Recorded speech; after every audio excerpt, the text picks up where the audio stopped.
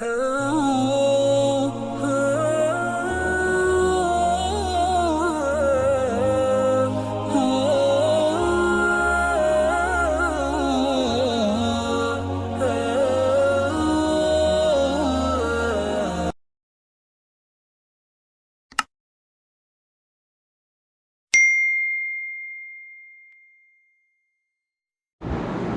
الله الرحمن الرحيم نحمده وبه نستعين ولا حول ولا قوة إلا بالله ودين الله عز وجل في السماء والأرض واحد وهو دين الإسلام قال الله تعالى إن الدين عند الله الإسلام وقال تعالى رضيت لكم الإسلام دينا سبحان ربك رب العزة عما يصفون وسلام على المرسلين والحمد لله رب العالمين اللهم صل على سيدنا محمد وعلى آل سيدنا محمد وبارك وسلم اللهم صل على سيدنا محمد وعلى آل سيدنا محمد وبارك وسلم اللهم صل على سيدنا محمد وعلى آل سيدنا محمد وبارك وسلم اسلامی عقائد کا بیان چل رہا ہے۔ آج کا عقیدہ آسمانوں اور زمین میں اللہ کا دین ایک ہے، وہ دین الاسلام، اور وہ اسلام ہے۔ آسمان اور زمین میں اللہ کا دین صرف ایک ہے اور اس کا نام اسلام ہے۔ قرآن کریم میں اللہ نے فرمایا ان الدین عند اللہ الاسلام، اللہ کے یہاں دین تو اسلام ہی ہے، اللہ کے یہاں دین تو اسلام ہی ہے۔ وقال تعالی، اور ایک جگہ پر اللہ رب العالمین ارشاد فرماتے ہیں رضیت لکم الاسلام دینا، کہ اسلام کو تمہارے دین کے طور پر میں راضی ہو گیا۔ اللہ فرماتے ہیں رضیت، میں راضی ہو گیا، لکم الاسلام دینا، تمہارے لیے بطور دین اسلام کے طے ہونے پر میں راضی ہو گیا۔ تو معلوم ہوا پوری دنیا میں اسلام ہی اللہ کا دین ہے، اور کوئی دین اللہ کے یہاں قابل قبول نہیں ہے۔ اور آگے اللہ نے قرآن پاک میں ایک جگہ ارشاد فرمایا وَمَن يَبْتَغِ غَيْرَ الْإِسْلَامِ دِينًا فَلَن يُقْبَلَ مِنْهُ، کہ قیامت کے دن اسلام کے علاوہ کوئی دوسرا دین دھرم لے کر اگر کوئی آئے گا فَلَن يُقْبَلَ مِنْهُ، اس کی طرف سے وہ دین ہرگز قبول نہیں کیا جائے گا۔ اللہ کے یہاں قابل قبول صرف اسلام ہے، اسلام کے علاوہ باقی ساری کی ساری چیزیں کفر ہے، شرک ہے، کوئی دین اللہ کے یہاں قابل قبول نہیں ہے۔ اب دیکھیں دنیا میں بہت سارے دین ہم کو ملتے ہیں، ریلیجنز، اور ہر دین ہمیں اپنی طرف بلاتا ہے۔ کوئی کہتا ہے کہ تم عیسائی ہو جاؤ، کوئی کہتا ہے کہ یہودی ہو جاؤ، کوئی کہتا ہے ہندو ہو جاؤ، کوئی کہتا ہے فلاں ہو جاؤ، کوئی کہتا ہے فلاں ہو جاؤ۔ سمجھنے کی بات یہ ہے کہ عقل سے بندہ کیسے سمجھے کہ کون سا دین ایسا ہے جس کو قبول کرنا چاہیے، جس کو اپنانا چاہیے، جی جس کی حفاظت کرنی چاہیے، ایسا کون سا دین ہے؟ تو علماء فرماتے ہیں کہ چار باتیں جس دین کے اندر ہوں وہ دین ایسا ہوگا جسے قبول کیا جانا چاہیے، جس کو اپنانا چاہیے، جس راستے پر چلنا چاہیے انسان کو۔ اس لیے کہ اس میں سے نمبر ایک یہ ہے کہ اس دین کے تعلیم کے لیے جو نبی دنیا میں آئے ہوں، اس نبی کا یہ پیغام ہو کہ میں سب کا نبی ہوں، میں سارے انسانوں کا نبی ہوں. وہ نبی کسی ایک علاقے کے لیے یا کسی ایک قوم کے لیے یا کسی ایک خاندان کے لیے بھیجا گیا نہ ہو، بلکہ ساری انسانیت کی طرف نبی بنا کر بھیجا گیا ہو. نمبر 1 کہ نبی ساری انسانیت کا، پوری کائنات کا نبی بن کر آئے. اس لیے کہ کوئی بھی بندہ جب کلمہ پڑھتا ہے، کسی دین کو قبول کرتا ہے، تو وہ اس لیے کرتا ہے کہ کل قیامت کے دن نجات کا سامان ہو جائے. اگر اعمال کی کمزوری ہو جائے تو جس نبی کا کلمہ پڑھا ہے وہ نبی اپنی سفارش کے ذریعے سے ہمیں جنت میں لے کر چلے جائیں. تو کوئی بھی بندہ کلمہ پڑھتا ہے تو اسی لیے پڑھتا ہے کہ نجات ہو جائے، قیامت کے دن اللہ کے یہاں جو ہے معافی ہو جائے، مغفرت نصیب ہو جائے. کہ اس نبی کا ہم نے کلمہ پڑھا ہے، اگر ہمارے اعمال میں کمزوری ہوگی، کوتاہی ہوگی، تو وہ نبی شفاعت کے ذریعے سے، سفارش کے ذریعے سے ہمارا بیڑا پار کرا دیں گے، جی ہماری مغفرت کروا دیں گے. اب اگر ایسا ہو کہ ایک بندہ دنیا میں ایک نبی پر ایمان لائے، قیامت کے دن وہ نبی ہی یہ کہنے لگے کہ میری نبوت تو تیرے لیے تھی ہی نہیں، میں تو تیرا نبی تھا ہی نہیں، تو نے میرے اوپر ایمان کیوں رکھا، میں تیری کوئی سفارش نہیں کر سکتا، تو پھر بندہ کہاں جائے. اسی لیے ضروری ہے کہ جس نبی کا کلمہ پڑھا جا رہا ہو وہ نبی کی دعوت یہ ہو کہ میں پوری انسانیت کے لیے نبی بنا کر بھیجا گیا ہوں، میری نبوت سے کوئی بھی باہر نہیں ہے، خارج نہیں ہے. اب آپ دیکھیں حضرت عیسیٰ علیہ السلام جن کے نام پر یہ کرسچن ہوتے ہیں، تو کیا حضرت عیسیٰ نے دنیا کو یہ پیغام دیا کہ میں پوری انسانیت کا نبی ہوں؟ اور جو ہے ایسا کوئی پیغام آپ نے دیا ہو؟ جاننے والے علماء بیان فرماتے ہیں کہ کہیں پر بھی یہ تعلیم نہیں ملتی حضرت عیسیٰ علیہ السلام کی طرف سے کہ آپ نے یہ فرمایا ہو کہ میں سارے انسانوں کا نبی ہوں. یہی فرمایا. نمبر 2 یہودی لوگ، جیوس، تو وہ حضرت موسیٰ علیہ السلام کو فالو کرتے ہیں، یہ ان کا دعویٰ ہے. اگرچہ یہ دعویٰ ہی ہے، کوئی حقیقت اس کے اندر موجود نہیں ہے، لیکن کہنے کو تو بے شرمی سے کہتے ہیں اپنی زبان سے. تو کیا حضرت موسیٰ علیہ السلام نے یہ دعویٰ کیا تھا کہ میں پوری کائنات کا نبی بنا کر بھیجا گیا ہوں، سارے انسانوں کا نبی بنا کر بھیجا گیا ہوں؟ نہیں، بلکہ قرآن پاک میں جگہ جگہ یہ ہے کہ حضرت موسیٰ علیہ السلام کو تو بنی اسرائیل کے لیے نبی بنا کر بھیجا گیا تھا. بنی اسرائیل جو قوم تھی اس قوم کے لیے نبی بنا کر بھیجا گیا تھا، سارے انسانوں کی طرف تو نہیں بھیجا گیا تھا. تو اقسام کا یہی ہے.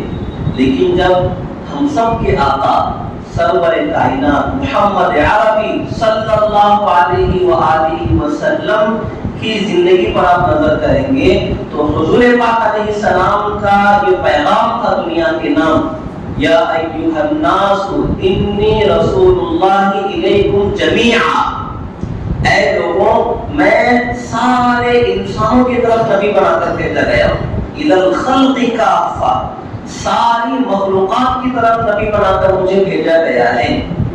تو معلوم ہوا کہ پہلی جو شرط ہونی چاہیے کسی بھی دین کو قبول کرنے کے لیے وہ یہ ہے کہ اس دین کی تعلیمات کو لانے والا پیغمبر، لانے والے نبی کا یہ دعویٰ ہو، یہ دعوت ہو کہ میں ساری انسانیت، پوری کائنات کی طرف میں نبی بنا کر بھیجا گیا ہوں. اور یہ بات حضور پاک صلی اللہ علیہ وسلم کے سوا اور کسی کے اندر موجود نہیں ہے. نمبر 2، جس نبی کا کلمہ ہم پڑھ رہے ہوں اس نبی کا یہ پیغام ہو کہ میں آخری نبی ہوں، میرے بعد اور کوئی نبی آنے والا نہیں ہے. یہ بھی ہے نمبر 2. اس لیے کہ اگر یہ چیز نہ ہوگی، بندہ کلمہ پڑھے گا تو ایک شک میں پڑا ہوا رہے گا کہ کسی بھی وقت جو ہے یہ اعمال ختم کیے جا سکتے ہیں. یعنی دوسرا نبی آئے گا، پہلی شریعت منسوخ ہو جائے گی، تو جو کر رہے ہیں وہ کب تک رہے گا اور کب ختم ہو جائے گا کچھ پتہ نہیں، کہ آج تک یہ عمل کرنا ہے، کل سے یہ نبی کو چھوڑو، اس نبی پر ایمان لاؤ، اس نبی کی تعلیمات پر عمل کرو، تو بندہ ایک قسم کے کنفیوژن میں رہ سکتا ہے۔ تو آخری نبی اگر ہوگا تو بندے کے دل کو اطمینان حاصل ہوگا کہ بھئی اب کوئی نبی آنے والا ہے ہی نہیں، اب پوری زندگی بلکہ قیامت تک اسی ایک نبی کے راستے پر چلنا ہے۔ تو نمبر 2، جس دین کو ہم فالو کر رہے ہوں اس دین کے نبی کی یہ دعوت ہو کہ میں قیامت تک کے لیے آخری نبی بنا کر بھیجا گیا ہوں، ختم نبوت کا عقیدہ، آخری نبی ہو۔